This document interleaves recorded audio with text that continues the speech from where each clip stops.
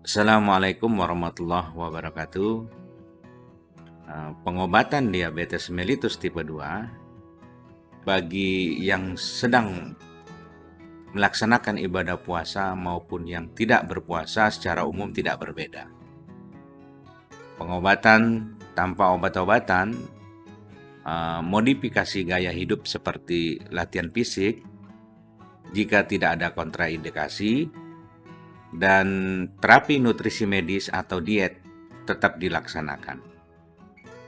Demikian juga dengan terapi obat-obatan antidiabetik dalam bentuk tablet atau bentuk injeksi seperti insulin atau GLP-1 agonis dapat dikombinasikan jika pengobatan modifikasi gaya hidup tidak dapat mencapai kendali glukosa darah yang baik.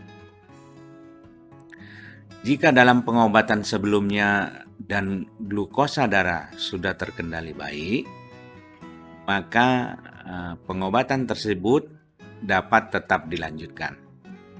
Namun sekali lagi harus tetap berkonsultasi dengan dokter untuk merubah dan menyesuaikan jadwal dan dosis obat yang diberikan.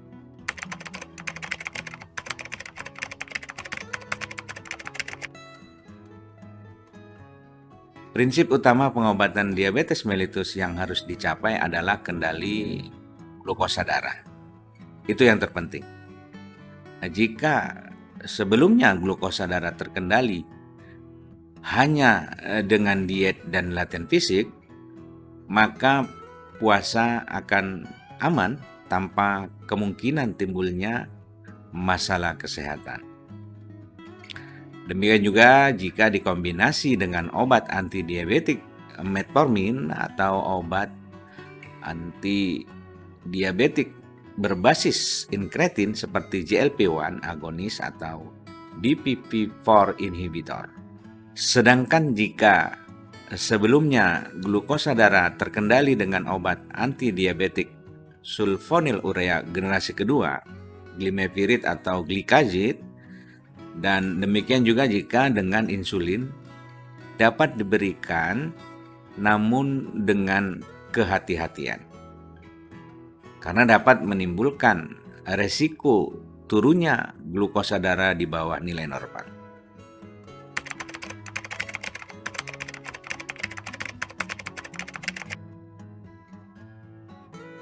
Konsultasikan ke dokter, terutama dokter ahli gizi, untuk mendapatkan jumlah kalori harian dan komposisi gizi yang seimbang. Secara umum, jumlah kalori harus optimal. Makanan utama dibagi antara waktu berbuka dan sahur serta 1-2 camilan sehat. Komposisi karbohidrat 40-50% mengandung serat tinggi seperti nasi atau gandum, dan perbanyak sayuran serta buah-buahan segar. Hindari karbohidrat olahan seperti bubur, kolak, kue basah atau gorengan. Komposisi protein 20-30% bersumber kacang-kacangan, daging unggas, atau daging tanpa lemak. Sedangkan komposisi lemak 30-35% bersumber minyak zaitun, kacang-kacangan, dan hindari mentega, keju, serta daging merah.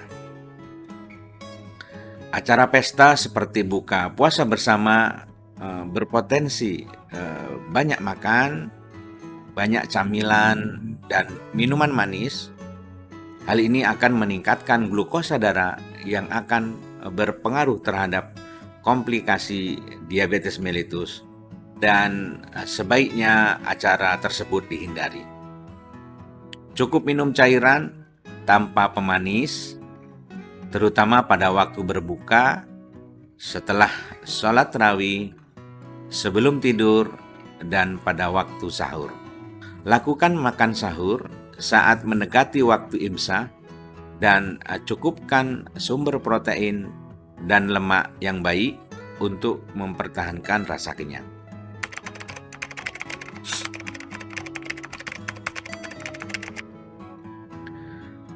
Aktivitas fisik sehari-hari seperti bekerja, sekolah, atau melakukan pekerjaan rumah tangga tetap dilaksanakan.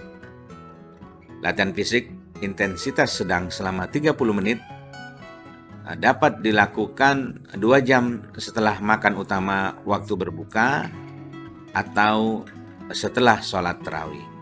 Dan perlu diketahui bahwa aktivitas ibadah sholat wajib 5 waktu dan sholat sunnah juga mengandung gerakan latihan fisik.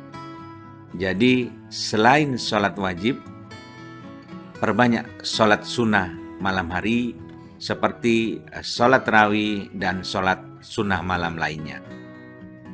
Hindari latihan fisik antara menjelang sore dan sebelum berbuka karena dapat memicu terjadinya glukosa darah yang rendah dan kekurangan cairan tubuh.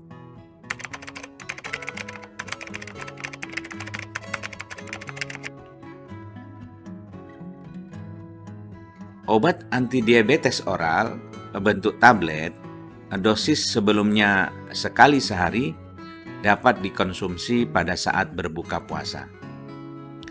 Dosis sebelumnya 2 kali sehari dikonsumsi saat berbuka puasa dan saat sahur. Khusus golongan sulfonilurea seperti glimepirid atau glikazid, dosis saat sahur dapat dikurangi setengahnya. Sedangkan dosis sebelumnya 3 kali sehari seperti metformin dapat dikonsumsi 2 dosis pada saat berbuka dan 1 dosis saat sahur.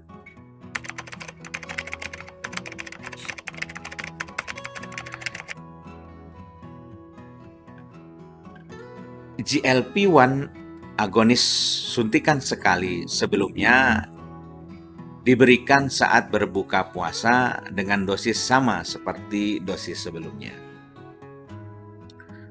Untuk insulin basal yang suntikan sekali sebelumnya pada malam hari diberikan saat berbuka dan dosisnya dikurangi 15 hingga 30% dari dosis sebelumnya. Jika suntikan sebelumnya 2 kali pada malam dan pagi hari, diberikan sekali suntikan saat berbuka dengan dosis sama seperti dosis sebelumnya, sedangkan suntikan satu lagi saat sahur dengan dosis dikurangi separuh dari dosis sebelumnya.